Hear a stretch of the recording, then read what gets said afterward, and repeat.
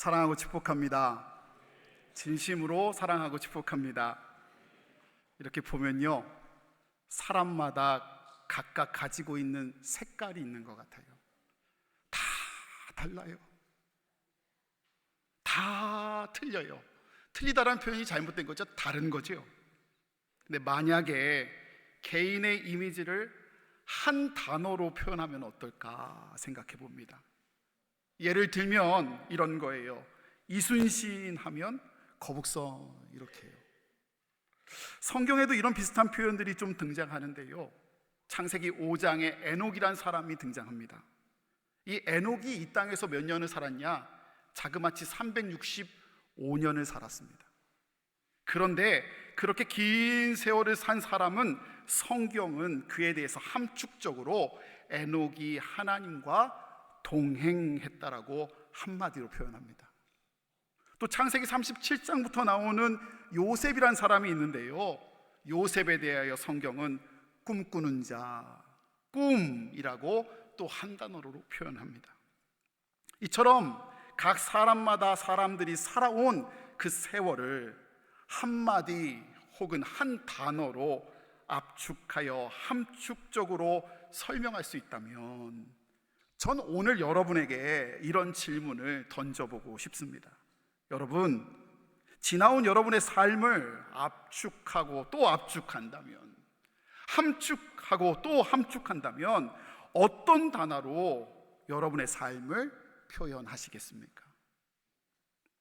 혹시 탐욕, 비판, 게으름, 위선, 자기 과시, 자기 드러냄, 혹은 상처, 해결되지 않는 분노, 이런 부정적인 단어로 사랑하는 여러분들이 기억되는 일이 없기를 간절히 소원합니다.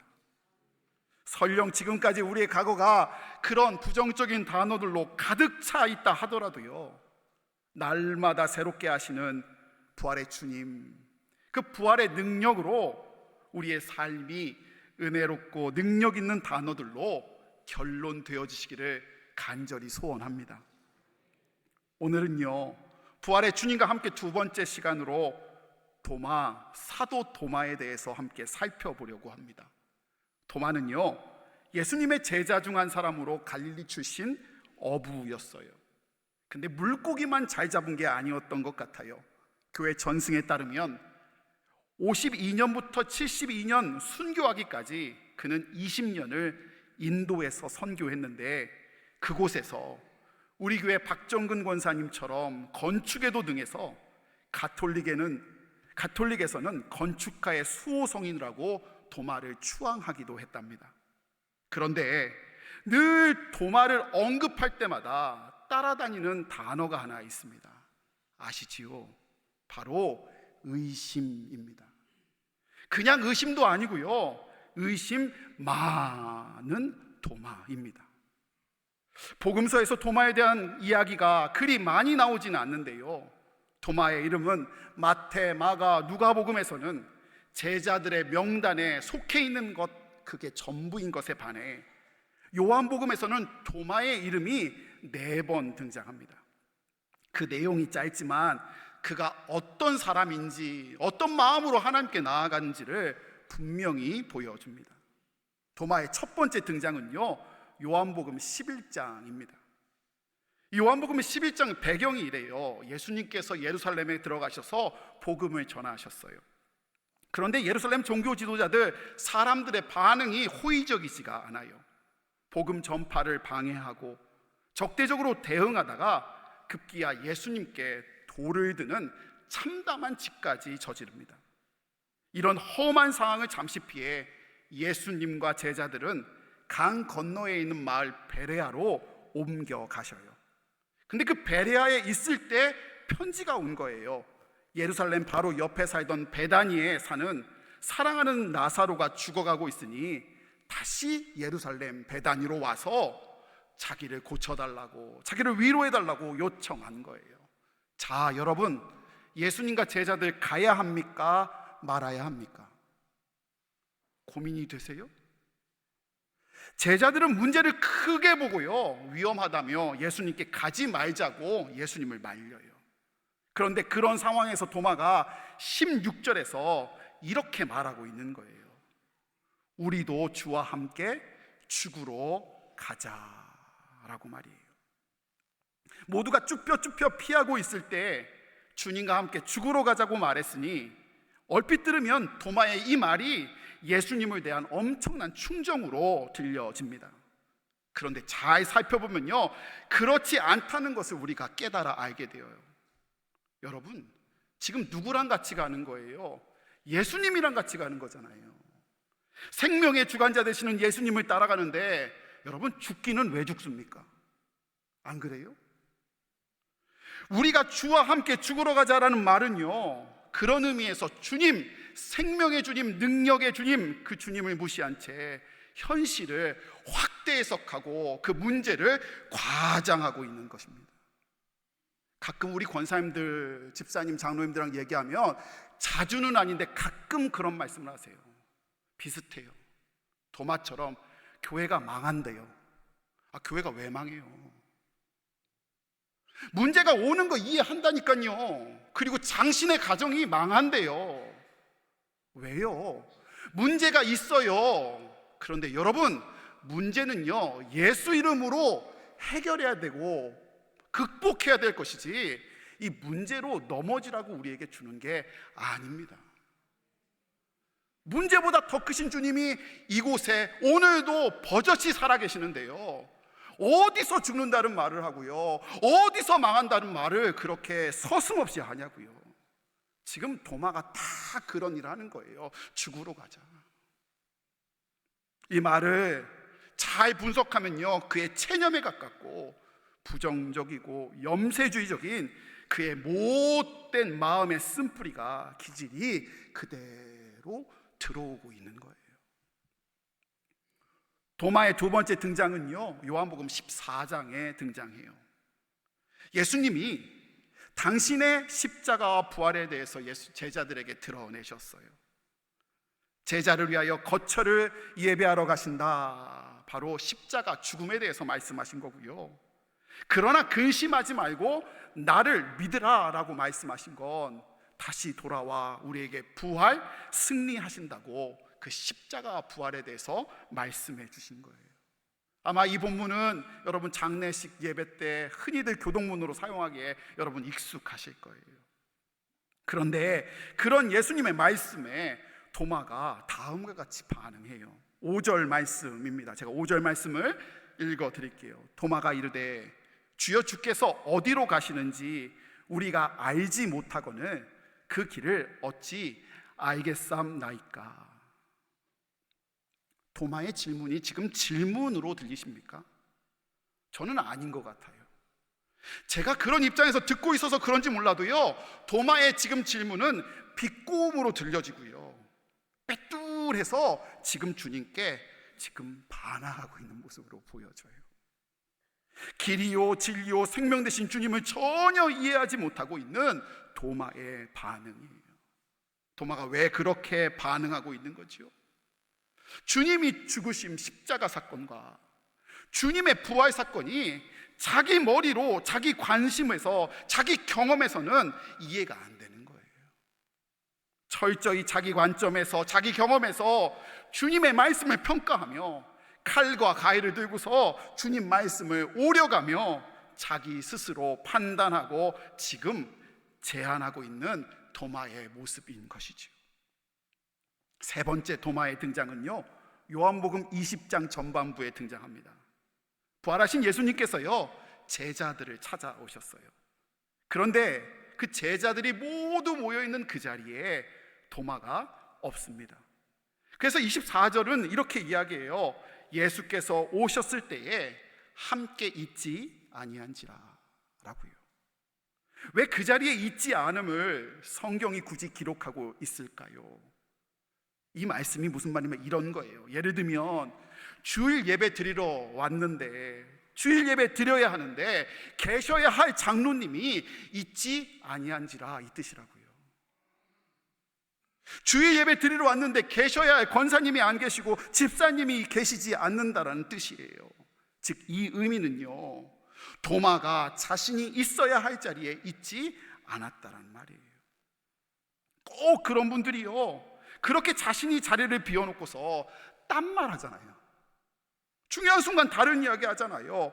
게다가 지금 도마가요, 예수님이 부활하셨다, 부활하신 예수님을 우리가 보았다라는 다른 제자들의 증언에 대해 도마가 기껏 이렇게 반응하고 있어요. 25절 말씀이에요. 우리 25절 말씀은 함께 읽겠습니다. 시작. 다른 제자들이 그에게 이르되 우리가 주를 보았노라 하니 도마가 이르되 내가 그 손에 못자국을 보며 내 손가락을 그 못자국에 넣으며 내 손을 그 옆구리에 넣어보지 않고는 믿지 아니하겠노라 하니라. 저는 아멘이 안 나와요. 여러분, 지금까지 살펴본 도마 어때요? 온통 부정적인 단어들로 가득 차 있지 않아요? 예수님의 제자라고 말하면서 예수님보다 두려움을 과장해서 보며 예수님을 무시한 채 스스로 체념하며 죽으러 가자고 하는 도마. 예수님의 말씀, 그 말씀을 매일 들으면서 그 복을 누리면서도 자기 수준으로 판단하며 가이드고 자기 생각으로 재단하고 있는 도마. 있어야 할 자리에 있지 않고 게다가 잘 믿지도 못해 다른 제자들의 증언에 받아들이기는커녕 믿음의 조건을 걸며 의심하고 있는 도마. 이러한 도마의 모습이요, 어떻게 보면 제 눈에 답답하고 안타깝기 그지 없습니다. 그런데요, 여기서 사랑하는 여러분, 중요한 것이 하나 있어요. 무엇이냐? 바로 도마 이름의 뜻입니다. 여러분, 도마의 이름이 특별한데요, 그 뜻이 뭐냐? 따라해 보실까요? 쌍둥이라는 뜻이에요. 요한복음 나와 있는 것처럼 디두모라고 하는 도마라는 표현이 자주 사용하는데요, 여기서 도마라는 이름은 예수님 당시에 팔레스타인에서 사용했던 언어인 아람어 이름이고요, 뒤에 나오는 디두모라는 이름은요, 헬라식 이름으로 모두 뜻이 뭐라고요? 쌍둥이예요. 그러니 다시 해석하면 쌍둥이라고 하는 쌍둥이예요. 이해되셨어요? 학자들은 뭐라고 얘기하냐면 도마복음에 나와 있는 것처럼 원래 도마의 이름은 본명이 아니라 유다가 본명이고, 그리고 도마, 쌍둥이는 그의 별명, 애칭이라는 말이에요. 그렇게 말한대요. 도마는 분명 누군가의 쌍둥이일 가능성이 높은데, 그런데 그가 누구인지, 누구와 쌍둥이인지에 대해서는 성경이 말해주지 않아요. 그런데 저는 오늘 이 말씀을 준비하며 또 기도하며 도마가 누구와 쌍둥이인지 알 것 같아요. 베드로, 요한, 가룟 유다. 누가 쌍둥이냐? 바로 예수님을 오래 믿었다고 하면서도 예수님, 살아계신 부활의 예수님보다 늘 문제를 더 크게 보며 날마다 낙심하고 힘들어하고 슬픔 가운데 머물러 있는, 예수님의 말씀을 듣는다고 말하면서도 내 경험과 상식으로 판단하며 재단하고 있는, 부활의 예수님과 동행한다고 말하면서도 늘 의심하며 조건을 내세우는 그 도마는 바로 저의 쌍둥이이고 바로 여러분의 쌍둥이이더라고요. 그 도마의 마지막 등장, 네 번째 등장이 오늘 본문 말씀에 등장해요. 그런데 지금까지 도마와는 완전 다른 모습의 도마를 우리는 만나게 됩니다. 도마의 고백이, 도마의 결론이 나의 고백이 되기를 소원하며, 우리 28절의 말씀은 좀 같이 함께 선언하며 읽기를 원합니다. 우리 함께 읽습니다. 시작. 도마가 대답하여 이르되 나의 주님이시요 나의 하나님이시니이다. 아멘. 나의 주님이시요 나의 하나님이십니다 라고 도마가 고백해요. 지금까지 도마와 마지막 도마의 모습은 완전히 다른 모습이에요. 다른 고백입니다.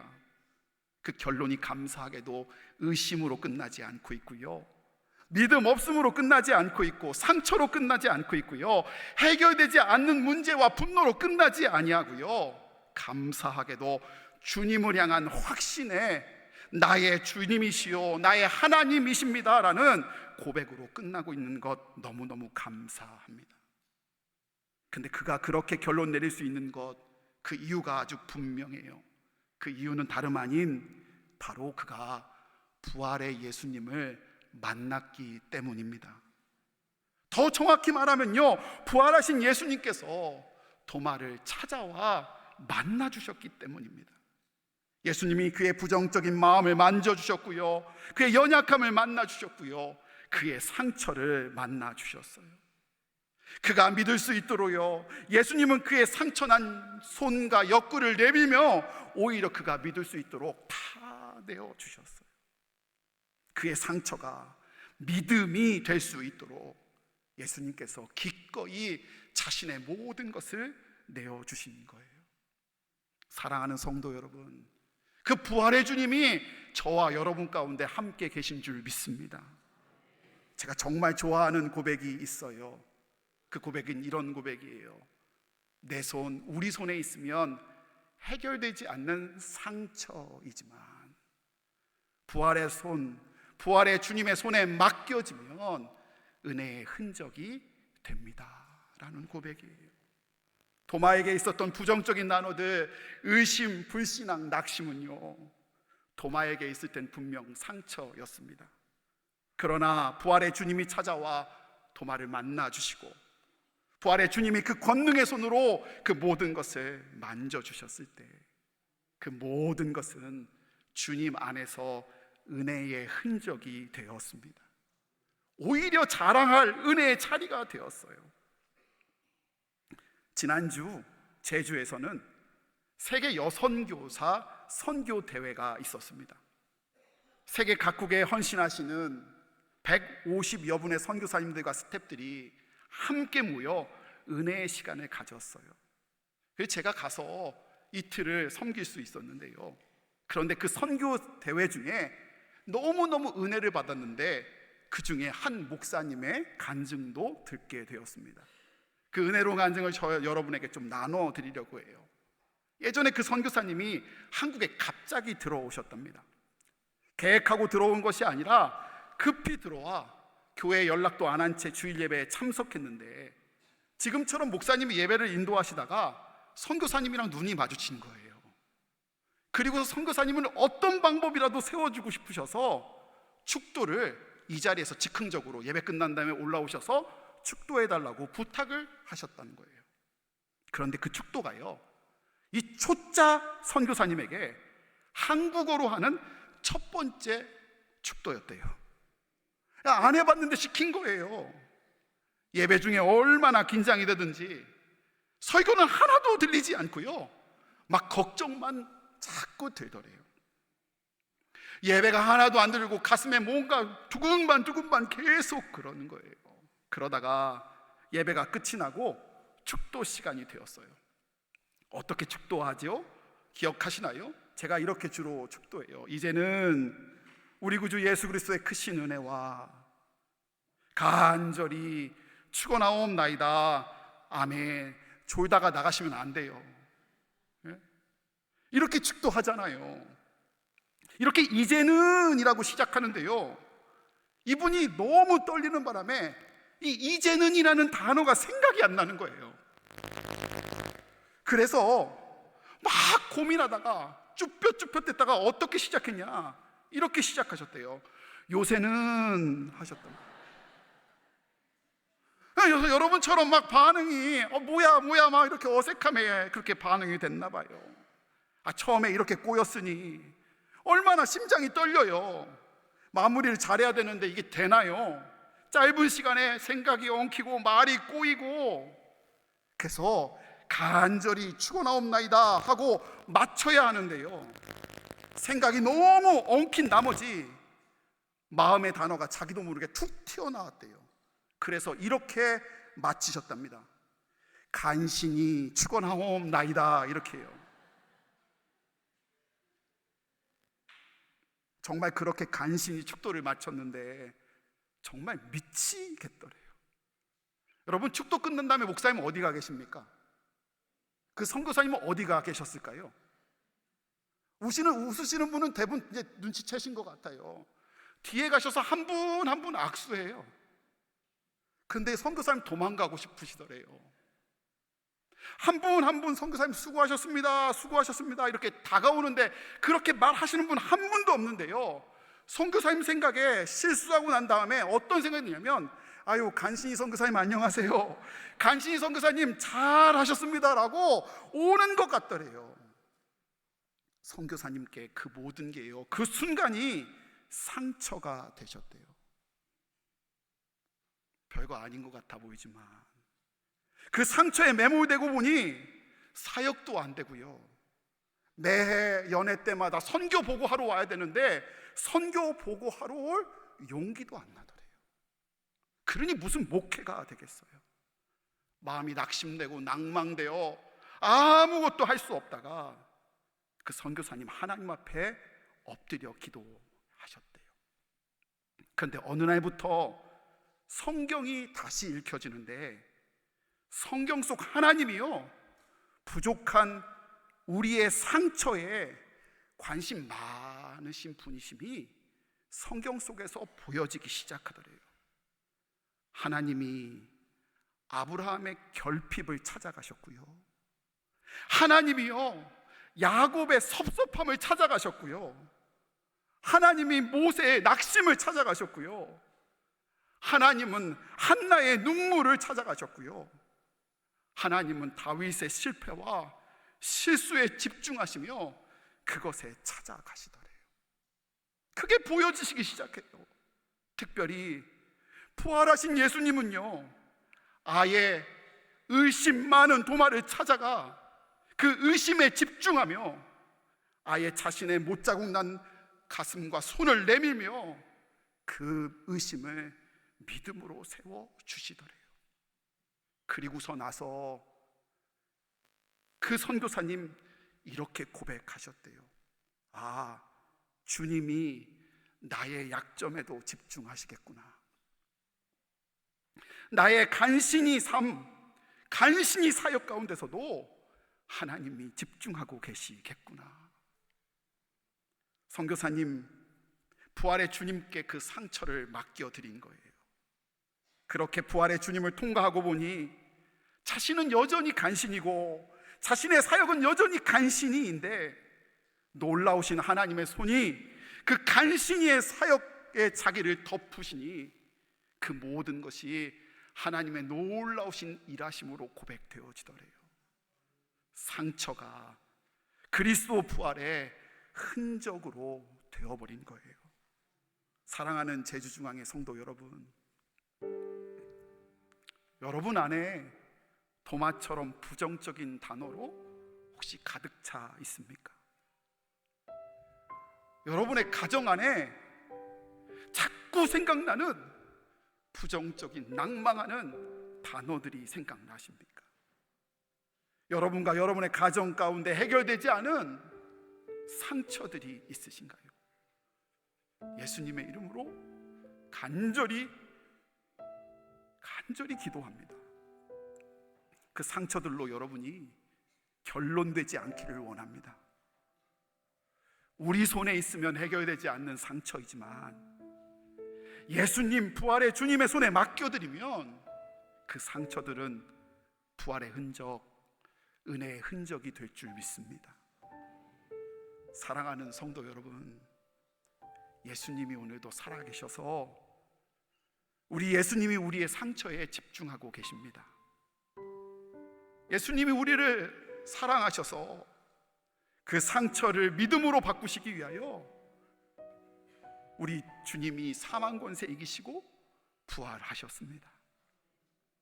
그 상처를 우리에게 보여주시고 만지게 하시려고, 믿게 하시려고 자기의 흔적을, 아픔을 고스란히 우리에게 내밀고 계십니다. 그 부활의 주님과 함께 여러분의 입술에 나의 주, 나의 하나님입니다라는 진정한 고백이 넘쳐나시기를 소원합니다. 우리 그 하나님께 오늘 찬양하고 결단하며 더 가까이 고백하며 나아가길 원합니다.